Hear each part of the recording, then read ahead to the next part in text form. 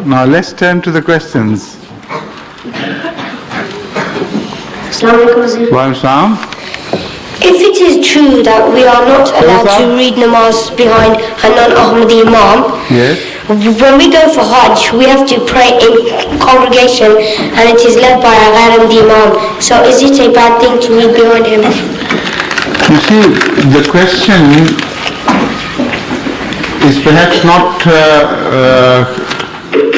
rightly framed. It gives the impression that whoever goes to Hajj, he must willy-nilly say his prayer behind one single Imam.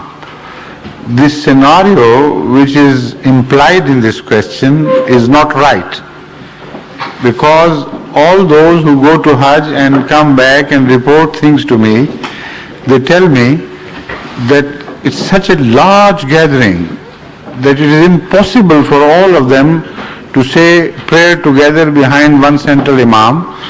So many a different group say their prayer separately behind their own Imams. And there are certain other sects also, not only the Ahmadis, who do not say prayers behind Imams other than the people of their own sect. Like some Shias, they are very stiff on this and very strict in their attitude. So they also say that and nobody bothers. But suppose an Ahmadi is caught in a situation sometimes where he can't stand idle while all the rest are saying prayer. That in itself is a very bad thing. You're standing in the midst of prayer, people lined up for prayer, and you do not participate. That would create a very wrong impression of your concept of faith and everything. So in that case, it is permissible, when you are caught in a situation, to say the prayer individually behind the Imam, in the sense that your prayer will not be that in fact a valid prayer, so you will have to repeat it later on. Just go on praying informally, coinciding your movements with the movements of the congregation, but that will not be considered a valid prayer in itself, so you will have to repeat it. Once an Ahmadi from Afghanistan came to meet me long ago in Rabwa, and he told me that for the sake of our survival we have to do this. We go daily 5 times for the prayer behind in the regular mosque and say the prayer behind the Imam there, and then return and repeat our prayers. So God will give him double the reward for that, because it's not a question of cheating. It's not a question of hypocrisy. It's a question of survival, which are two different things. You understand now? Yes. Thank you.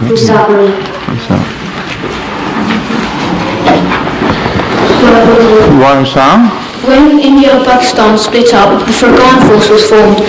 Why don't we send a similar force to Bosnia? What? When India and Pakistan split up, That's right. the Afghan force was formed. Yes, that's right. Why don't we send a similar force to Bosnia? No, I have already explained this in one of my khutbahs, or perhaps 2 of my khutbahs.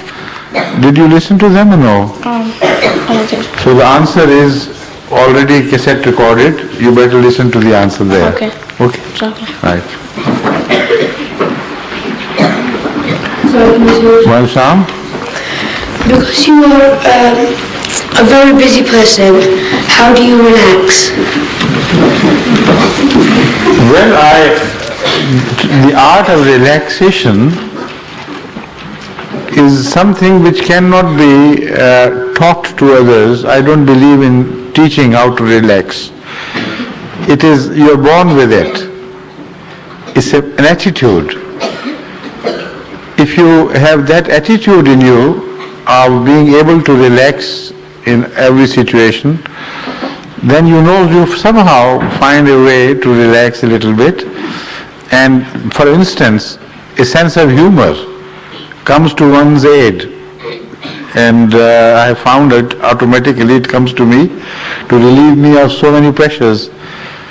even in serious discussions, some humorous situation offers itself to me to benefit from, and then it works as a source of relaxation. And similarly, when I sit with my family, I think this is a better direction. When I sit with my family for lunch or dinner, then we have the general talk. It's always light and relaxing in itself.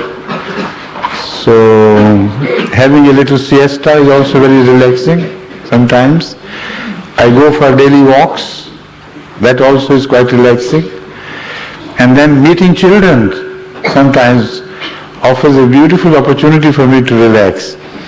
Because when you get down to the level of children, you also somehow feel like, sharing their innocence and the truth and simplicity of their nature, and that too is quite relaxing. Enough of relaxation, isn't it? Let's turn to more serious subjects now. Good. Thank you.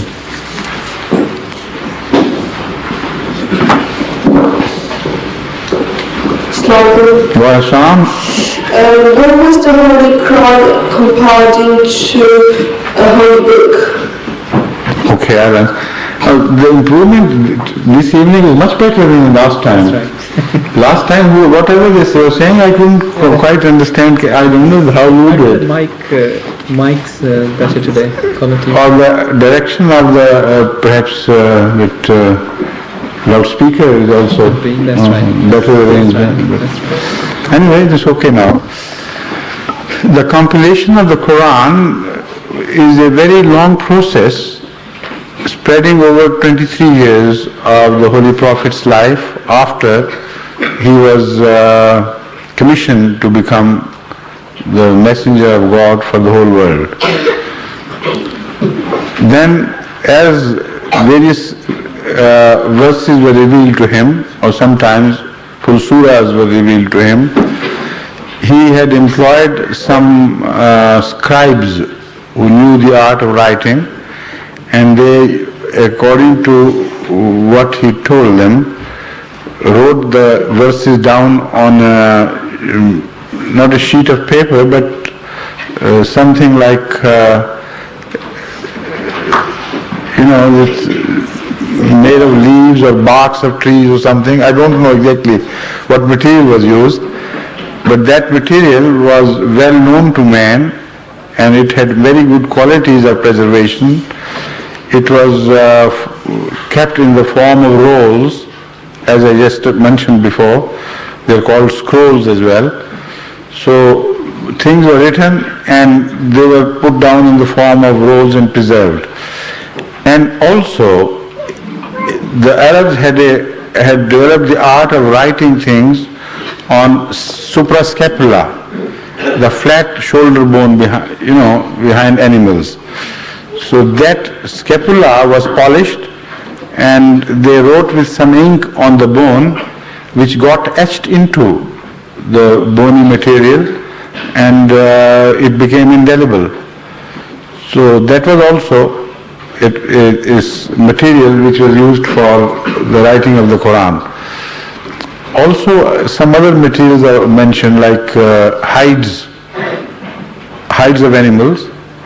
They were also pounded and softened and turned into easy surfaces for writing.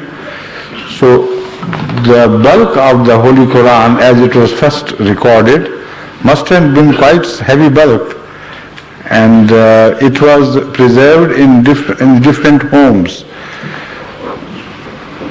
So all along the course of revelation, whatever was revealed was not only committed to memory, but also committed to black and white in writing. Again, as I have mentioned, memorizing the Quran, this instruction of the Holy Quran that you should remember as much as possible of the Holy Quran was carried out with such seriousness and dedication by the Muslims that hundreds of the companions of Hadhrat Muhammad Rasulullah who had memorized the full Quran,